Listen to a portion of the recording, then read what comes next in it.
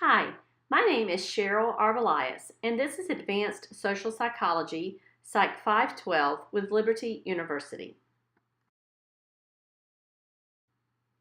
The topic for this week's discussion is a continuation from last week's lesson in which we talked about social influence.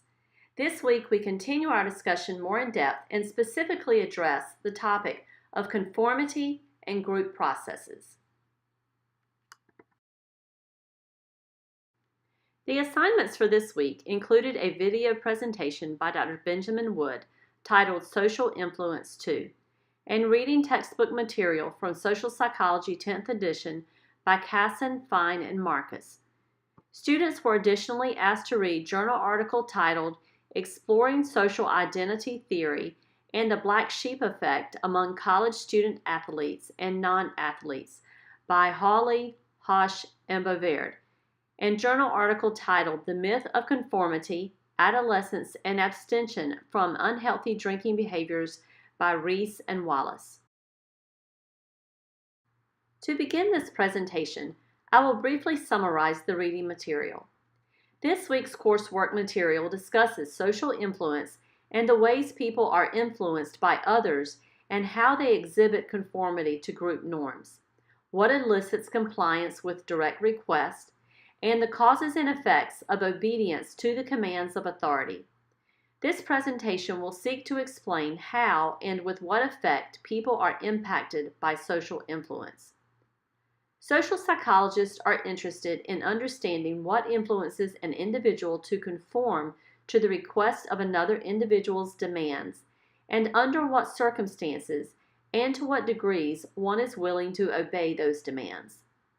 Casson et al. Discuss social influences and how they affect individual behaviors. The authors discuss the power of social influence on individuals.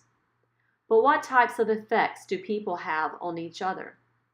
Casson et al. Discuss the power of social influence and the effects that people have on each other and how those effects can be seen in human events.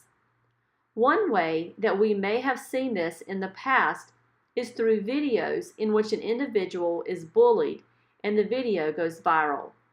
The impact that people have on other people's behavior is easily recognizable. For example, when a church choir sings and an individual in the congregation is moved to stand, within just a few moments, the entire church is standing from the influence of that one individual. Social influence refers to the ways people are affected by real and or imagined pressures from others. Casson et al. Discuss the kinds of influences that an individual bears comes in all shapes and sizes. Casson et al. Also discuss the three forms of influence that vary in the degree of pressure that is placed on the individual. These influences include conformity, compliance, and obedience. A person may be influenced by another person, a group, or an institution. In all three of these instances, the behavior may be constructive, destructive, or neutral. Constructive behavior mimics one helping oneself or others. With destructive behavior, one is hurting oneself or others. And in neutral behavior, there is no change in one direction towards yielding to influence or resisting influence. It is important to note that social influence varies and not everyone will succumb to the pressure to conform. Some of the ways in which people may react to varying social influences is to comply with requests, to react with assertiveness, to obey the commands of authority, or to oppose in defiance. This week's lesson and coursework provides students with a wealth of information regarding social influence and specifically addressed conformity, compliance, obedience in a context of social settings, including individual, peer, and group dynamics. There are 5 topics in the area of social influence I would like to discuss. They include: number 1, conformity; number 2, compliance; number 3, obedience; Number 4, the continuum of social influence. And number 5, group performance, problems and solution. Casson et al. Discussed that conformity is widespread and natural to the way that human beings behave. The authors also note that even though participants in a study followed group norms to conform, they denied having conformed. Instead, they rationalized their behavior and did not see themselves as a conformist, but saw themselves as one who was independent. Social psychologists refer to conformity as the tendency to change one's perceptions, opinions, and behaviors in ways that are consistent with group norms. However, the authors describe how some people have mixed feelings about conformity. They note that in some instances, individuals are okay with conformity, as it is needed in order to maintain peaceful communities. However, at other times, harmful consequences can exist, as when people drink too heavily at parties, cheat on taxes, or tell offensive jokes because they believe others are doing the same. Sherry and Osh performed 2 classic studies on social influence and found that people conform for informational and normative reasons. They further asserted that there is a struggle between the need to be right and the desire to be liked. As Dr. Benjamin Wood said, it is the people that need to feel like they belong to a group. Casson et al. Discussed several reasons why people conform, including a need to be right and a fear of ostracism.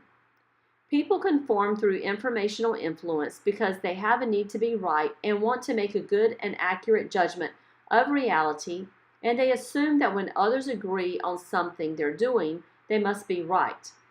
So they conform to that assumption. A normative influence is in contrast to informational influence in that it leads people to conform because they fear the consequences of being rejected. Distinction between the 2 types of informational and normative social influence helps people want to understand what makes them to conform. There are 2 different types of conformity, and they include private conformity and public conformity. Private conformity occurs when one has a true acceptance or conversion of the social influence and describes how individuals changed not only in their behavior, but in their minds as well. When one conforms at this level, they are persuaded that those in the group are correct. Public conformity is in contrast to private conformity and refers more to a superficial change in behavior. Casson et al. Discussed the conditions in which an individual may conform to social pressure, and those include majority influence and minority influence. Another common form of social influence when others make direct requests in hopes that one will comply is called compliance. Casson et al. Define compliance as changes in behavior that are elicited by direct request. This type of social influence takes on many forms, including a friend's plea to help. Compliance is a social influence request that takes on many forms, and the request can be either upfront and direct, but it can also be part of a subtle and more elaborate manipulation. Casson et al. Described some of the masters of influence in compliance, such as advertisers, fundraisers, politicians, and business leaders. The third topic on social influence I would like to discuss is obedience. Casson et al. Define obedience as behavior change produced by the commands of authority. Obedience comes when one sees or signifies an individual as one with authority. Casson et al. Discussed some samples of authority, including those individuals with titles, uniforms, badges, or the trappings of success, even without the necessary credentials. Various crimes of obedience were discussed, including torture, suicide bombs, public beheadings. One example of a crime of obedience is with the American cult leader Charles Manson, who was notorious for murdering 7 people in the 1960s. Manson was never found guilty of committing the murders himself, but was convicted of inspiring others to commit the crimes. According to the website biography.com, quote, Manson himself took no part in the actual killings, he directed 4 of his most, quote, obedience in followers to commit the heinous acts, end quote. It's important to note that not everyone is obedient at all costs. Some people are defiant in the face of others. We have probably all heard the saying that there is strength in numbers. And while that is true and can be a safeguard against distractive obedience, groups can also trigger aggression, as seen in the case with Jim Jones, when he asked his followers of the People's Temple of Guyana to drink a poison to kill themselves. One can be defiant in the face of distractive obedience when they find they have an ally. Having an ally gives individuals the courage to go against anything that would pose itself as distractive obedience. The 4th topic I would like to discuss is the continuum of social influence. As discussed by Casson et al., social influence takes on many different forms, including implicit pressure from group norms, to direct request, and to the powerful commands of authority. When the requests are made, people have a choice of which behavior they will choose, including conformity or independence, compliance or start of this, or with obedience or defiance. As most people would probably speculate, the greater the pressure, the greater the influence one has to conform. This brings us to answering questions about what makes or predicts that one will succumb to the pressure of influence, and what does theory and research say about social influence on human nature. Social theory was proposed in 1981 by Bibb Latané, who said there was a common bond among the different processes of social influence that led people toward or away from such influence. He proposed his social impact theory, which states that, quote, social influence of any kind, the total impact of others on a target person, is a function of the other's strength, intimacy, and number, end quote. He noted that the social influences on people aren't as strong as the physical forces on an object. It is noted that the strength of a source is determined by an individual's status, ability in relationship to the person they are trying to influence.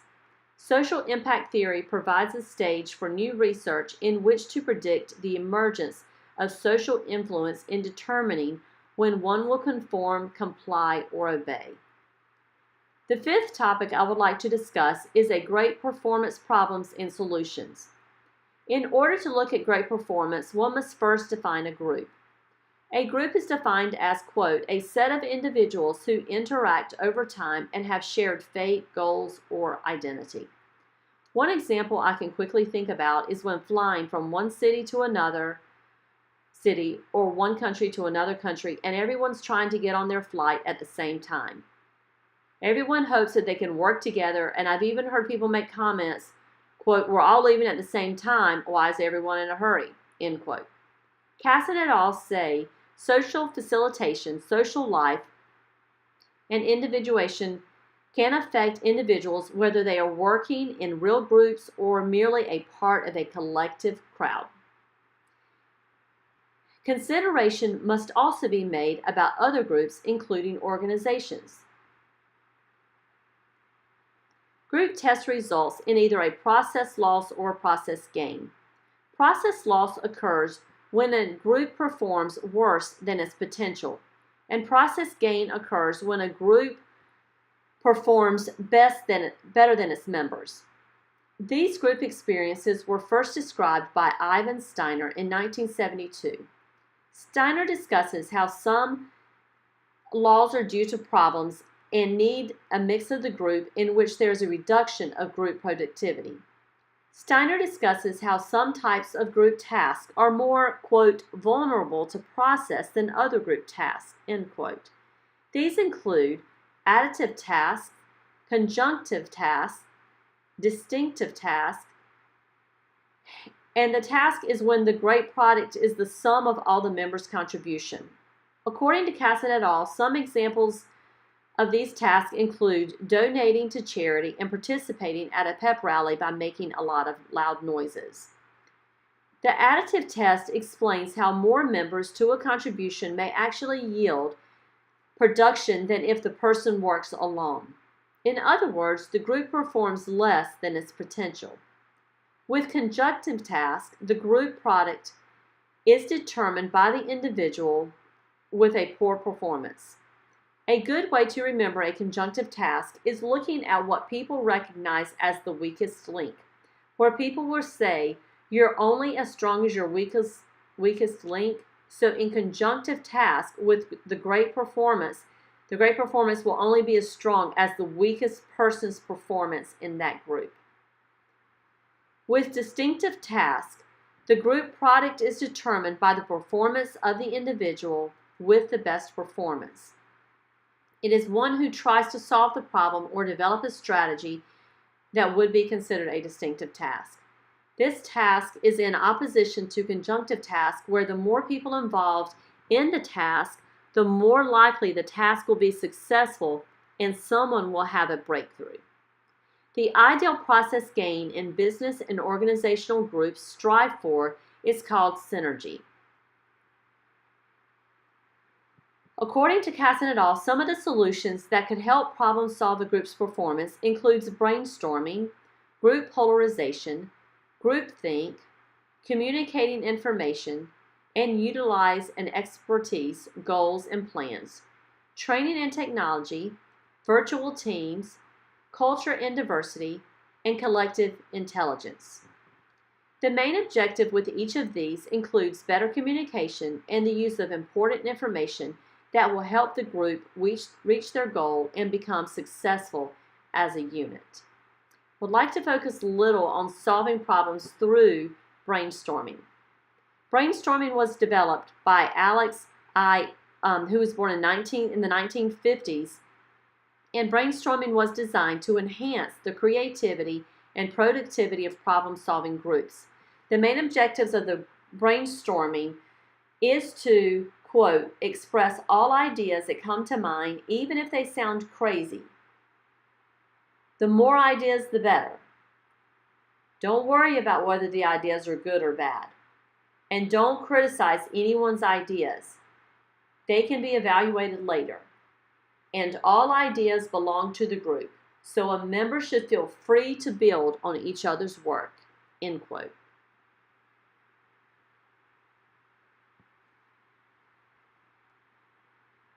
As authors Reese and Wallace expressed in their journal article titled, quote, "The Myth of Conformity, Adolescence, and Abstention from Unhealthy Drinking Behaviors," just because an adolescent is influenced by peers to drink alcohol through imitation, the adolescent is able to withstand drinking due to their minority influence.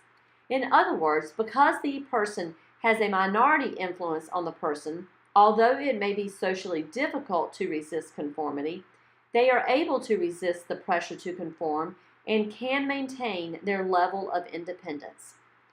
According to Reese and Wallace, quote, "Majority influence leads to the social behavior of compliance via a comparison process," end quote. Whereas, quote, "minority influence leads to the social behavior of conversion through a validation process," end quote. A main point of this journal article was to help schools identify peer leaders and minority leaders who could be influential in the intervention of adolescent drinking behaviors. The journal article titled "Exploring Social Identity Theory and the Black Sheep Effect Among College Student Athletes and Non-Athletes" by Hawley, Hosch, and Bovaird also discussed one's social identity in regards to being in a group as an athlete versus a non-athlete.